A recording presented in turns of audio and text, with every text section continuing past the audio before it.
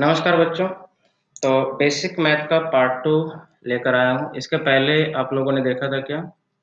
तो डिग्री और रेडियन के कंसेप्ट के बारे में सीखा था और फिर इससे रिलेटेड जो है वो क्वेश्चन कुछ किया था और आप लोगों से बोला था वो सारे क्वेश्चन करना है। तो चलिए इसके आगे हम लोग बढ़ते हैं। तो अब हम लोग देखेंगे इसमें टी रेशियोज के बारे में सीखेंगे। ऑलरेडी आप जानते हो, है ना, ऑलरेडी आप कवर कर चुके हो। तो हम लोग पढ़ने वाले हैं किसके बारे में? टी रेशियोज के बारे में पढ़ने वाले हैं। तो कितने टी रेशियोज होते हैं? तो आंसर इज 6 टी रेशियोज को डिफाइन करते हैं। ठीक है, तो टी रेशियोज को डिफाइन करने के लिए मुझे किसकी जरूरत पड़ती है? तो राइट एंगल ट्रायंगल की जरूरत पड़ती है। ये अगर एंगल थीटा है तो थीटा के 90 के सामने वाले को हमेशा क्या बोलते हैं? हाइपोटेनस। ठीक है, एंड थीटा के सामने वाले को क्या बोलते हैं? परपेंडिकुलर, एंड एडजेसेंट वाले को बेस। तो ये आप ध्यान में रखिएगा। जैसा कि अभी तक आप लोग पढ़ते आए होंगे कि ये वाले लाइन को आप लोग हमेशा क्या बोलते हो? परपेंडिकुलर। बट ऐसा सही नहीं है। थीटा के सामने वाले को ही हम लोग क्या बोलेंगे? परपेंडिकुलर, है ना। और उसके बगल वाले साइड को क्या बोलेंगे? बेस। तो ये आपको ध्यान में रखना है। तो एक तो फॉर्मूला बेसिक बेसिक हो गया क्या कि सर पाइथागोरस थ्योरम आप लोग जानते हैं, एच स्क्वायर इक्वल टू क्या हो जाएगा? P square plus B square. तो ये सारी चीजें आपको पता होनी चाहिए। अच्छा, यहाँ पे 6 टी रेशियोज को हम लोग साइड के रेशियो में भी डिफाइन करते हैं। कैसे कैसे डिफाइन करते हैं? तो साइन थीटा को लिखते हैं क्या? P by B. Cos theta को क्या लिख सकते हैं? Sorry, P by H. Cos theta को क्या लिखते हैं? B by H. Tan theta को क्या लिखते हैं हम लोग? Perpendicular upon base. उसी तरह से कॉट थीटा, इसका इनवर्स हो गया पी बाई बी, उल्टा इसका। सेक थीटा जो है कॉस का उल्टा H by B. Cosec theta जो हो गया आपका साइन का उल्टा एच बाई पी। अब यहाँ पे कुछ ऑपरेशंस परफॉर्म करते हैं हम लोग जिसका बेस सेम है। तो देखो, एक तो बेस ये दोनों का सेम, तो दोनों को मैं क्या कर रहा हूँ? स्क्वायर करके ऐड कर रहा हूँ, तो एक नया फॉर्मूला बनेगा। तो दोनों को स्क्वायर करके ऐड कर रहा हूँ। तो लेफ्ट हैंड साइड स्क्वायर करके ऐड किया, राइट हैंड साइड में क्या है? P square by H square plus क्या है? B square by H square. LCM लिया एच स्क्वायर, ये आ जाएगा क्या? P square plus B square. अच्छा, P square plus B square क्या होता है? यहाँ पे देखो आप, एच स्क्वायर होता है। तो H square divide by H square क्या हो गया? 1। फॉर्मूला आपको याद रखना है कि जब भी sine square theta plus cos square theta आपको दिखे तो वहां पे आपको क्या लिखना है? 1, है ना। फिर से देखिए, सेम बेस, सेम बेस यहाँ पे आपको दिखेगा। एक तो ये दिखेगा कॉसेक के साथ और कॉट के साथ, तो यहाँ से भी फॉर्मूला तैयार कर सकते हैं। यहाँ पे मैं क्या कर रहा हूँ? डिफरेंस कर रहा हूँ cosec square theta minus cot square theta. ठीक है, क्योंकि डिफरेंस में ही कुछ नया फॉर्मूला निकल कर आता है ना। अदरवाइज ऐड करोगे तो नया फॉर्मूला निकल कर नहीं आएगा। तो ये दोनों का मैं कर रहा हूँ। तो पहले कॉसेक था तो H square by P square minus क्या आ जाएगा? कॉट था तो B square by P square. देखो एलसीएम कॉमन हो गया, H square minus B square. अच्छा, H square minus B square क्या लिखूंगा मैं? यहाँ से देखो आप, बी स्क्वायर को इधर भेज दो तो H square minus B square बन जाएगा। तो क्या बचेगा इधर राइट साइड में? P square. तो आंसर इज, मैं इसको लिखूंगा P square divided by P square. तो कितना आ जाएगा? 1। तो ये रिजल्ट भी आपको ध्यान में रखना। Cosec square theta minus cot square theta equal to 1। Similarly tan square theta के साथ भी कर सकते हो। देखो, इसका बेस और सेक का बेस दोनों का सेम है, तो यहाँ से भी एक फॉर्मूला निकल कर आएगा। तो मैं डायरेक्ट रिजल्ट लिख रहा हूँ, आपको पता है कैसे करना है। यहाँ पे मैंने हिंट दिया है आपको कैसे करना है। तो मैं यहाँ पे लिख रहा हूँ direct result, sec square theta minus tan square theta, ये भी क्या है? 1 है। तो एक तो रिजल्ट ये याद रखना। एक तो रिजल्ट आपको ऑलरेडी पता है इनवर्स का, है ना, कि tan थीटा इक्वल टू क्या होता है? 1 by cot theta. Sine theta equal to क्या होता है? 1 बाई कॉसेक थीटा। ये इनवर्स फॉर्मूला हो गया, 1 बाई कॉसेक थीटा।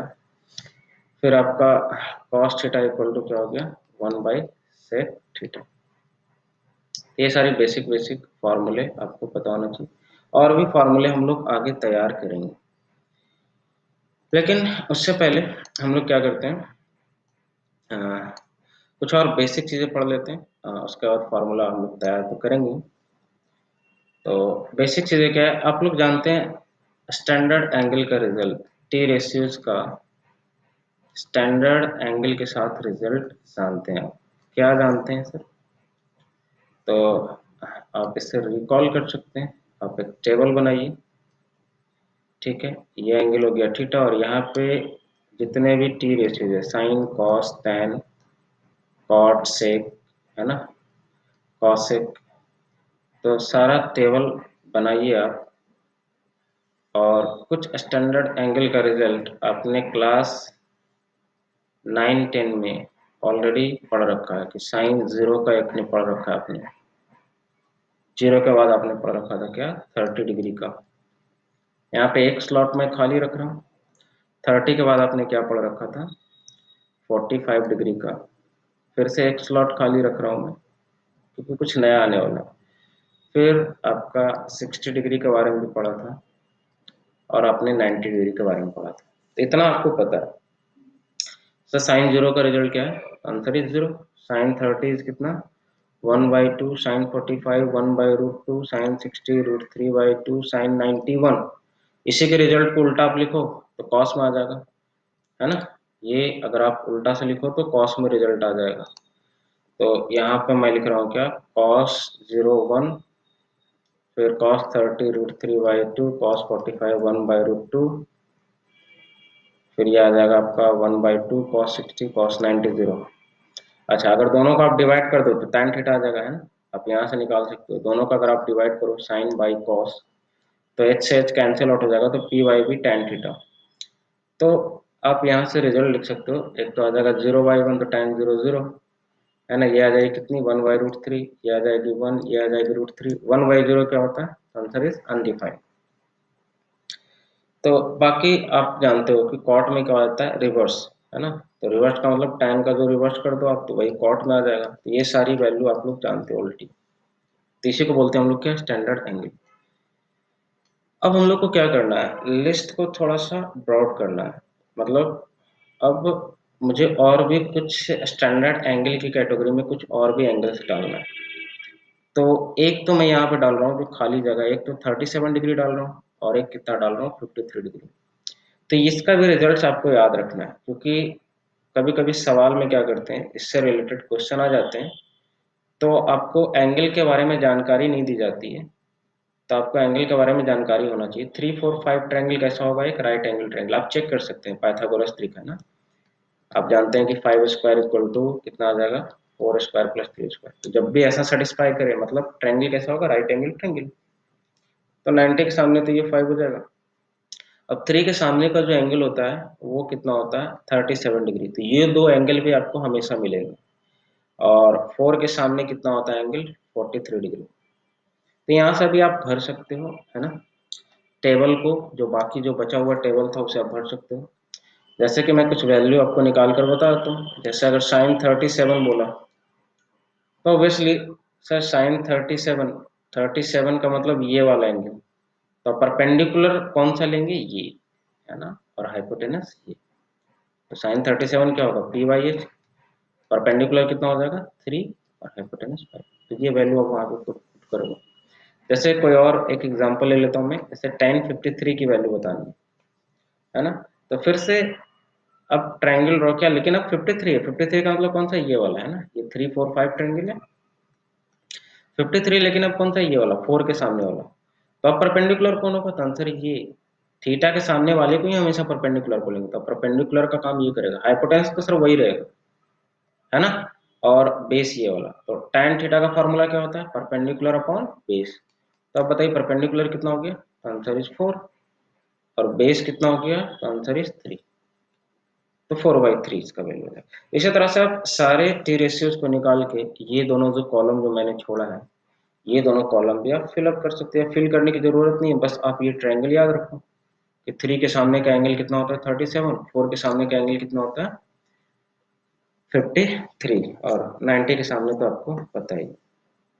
ठीक है, तो ये सारी चीजें तो आपको पता थी। अब हम लोग क्या करना चाहते हैं, और भी एंगल को एक्सटेंड करना चाहते हैं, क्योंकि सर वहां तक अप टू क्लास 10 जो है हम लोगों ने 90 डिग्री तक वैल्यू याद रखी थी। ठीक है, तो अब इसको हम लोग सीखेंगे रिडक्शन फॉर्मूला की हेल्प से। तो ये क्या चीज़ है, तो ये हम लोग सीखेंगे अगले क्लास में। सबसे पहले हम लोग आते हैं कि जितने भी टी रेशियोज होते हैं, है ना, जैसे अगर मैं पूरा प्लेन जो है ये, इस प्लेन पे मैं दो एक्सिस ड्रॉ करता हूँ, तो ये प्लेन कितने पार्ट में डिवाइड हो गया, 4 पार्ट में। और आप जानते हैं कि हर एक पार्ट को हम लोग क्या बोलते हैं, क्वाड्रेंट। तो ये फर्स्ट क्वाड्रेंट हो गया, ये हो गया आपका सेकंड क्वाड्रेंट, ये हो गया आपका थर्ड क्वाड्रेंट, ये हो गया आपका फोर्थ क्वाड्रेंट। यहाँ से एंगल मेजरमेंट करना स्टार्ट करते हैं, है ना। ये हो गया प्लस एक्स एक्सिस, ये हो गया माइनस एक्स एक्सिस, ये हो गया प्लस वाई एक्सिस, है ना, इस तरह से। तो एंगल मेजरमेंट याद करते हैं, तो ये वाला एंगल लाइन जो होगा 0 डिग्री लाइन होगा, ये जो लाइन होगा वर्टिकल वाला जो है ये 90 डिग्री लाइन होगा, है ना। ये जो लाइन होगा वो कितना होगा, आंसर इज 180 लाइन होगा, क्योंकि हम लोग किधर जा रहे हैं, एंटी क्लॉकवाइज जा रहे हैं ना। तो एंटी क्लॉकवाइज एंगल क्या लिखते हैं, पॉजिटिव। वही अगर हम इधर घूमे तो नेगेटिव लिखना पड़ेगा, है ना। तो खैर अभी मैं एंटी क्लॉकवाइज घूम, तो ये आ जाएगा कितना 270, फिर ये कितना आ जाएगा 360, फिर अब घूमो 360 प्लस 90 कितना आ जाएगा 450, फिर 450 प्लस 90 540, इसी तरह से घूमते रहोगे। या तो आप उल्टा भी घूम सकते हो, उल्टा अगर घूमोगे, उल्टा का मतलब इधर घूमोगे तो नेगेटिव लिखना पड़ेगा, है ना, क्योंकि आप ऑलरेडी जानते हो, पढ़ चुका है बेसिक ट्रिग्नोमेट्री का बेसिक्स में, कि क्लॉकवाइज एंगल को मुझे क्या लेना है, नेगेटिव लिखते हैं, है ना, बाई कन्वेंशन। तो यहाँ से आ जाओ, तो ये लिखोगे आप -90, क्योंकि एंगल तो कवर 90 ही किया ना। ये होगा -90, ये कितना आएगा -180, ये कितना आएगा -270, ये कितना आएगा -360, फिर से ये कितना आएगा -450, इसी तरह से आप लिखते जाओगे, है ना। तो ये सारी चीजें आपको पता है। अच्छा, यहाँ पे आप देख सकते हो कि स्टैंडर्ड एंगल में जो सारे वैल्यू हैं, है ना, यहाँ पे किसी का भी साइन कॉस टेन किसी का भी सारे वैल्यू पॉजिटिव आ रहे हैं। इसका मतलब अगर 0 से 90 तक मैं बात करूं, तो टी रेशियोज में, है ना, जितने भी टी रेशियोज है उसमें 0 से 90 तक एंगल लूंगा मैं, तो ऑल वैल्यू क्या आने वाली है, पॉजिटिव। तो ये भी आपको एक रिजल्ट ध्यान में रखना है। तो उसी तरह से अगर 90 से 180 लूंगा तो क्या होगा, तो इसमें भी आपको ध्यान में रखना है, इसमें होता है साइन और इसका इन्वर्स। इसका इन्वर्स क्या होता है, कॉसेक। तो ये पॉजिटिव होते हैं सिर्फ, बाकी सारे क्या होते हैं, नेगेटिव होते हैं। उसी तरह से अगर 180 टू 270 लेंगे, तो इसमें tan और इसका इन्वर्स, tan और cot पॉजिटिव होता है, बाकी क्या होता है, नेगेटिव। उसी तरह से इसमें क्या होता है, sec एंड cos क्या होता है, पॉजिटिव होता है, बाकी नेगेटिव होता है। सर इसका मतलब क्या हुआ, इसका मतलब ये हुआ कि अगर कहीं पे लिखा है साइन 120 की वैल्यू पॉजिटिव आएगी या नेगेटिव आएगी, तो पहले आपको चेक करना पड़ेगा कि ये कौन से क्वाड्रेंट में।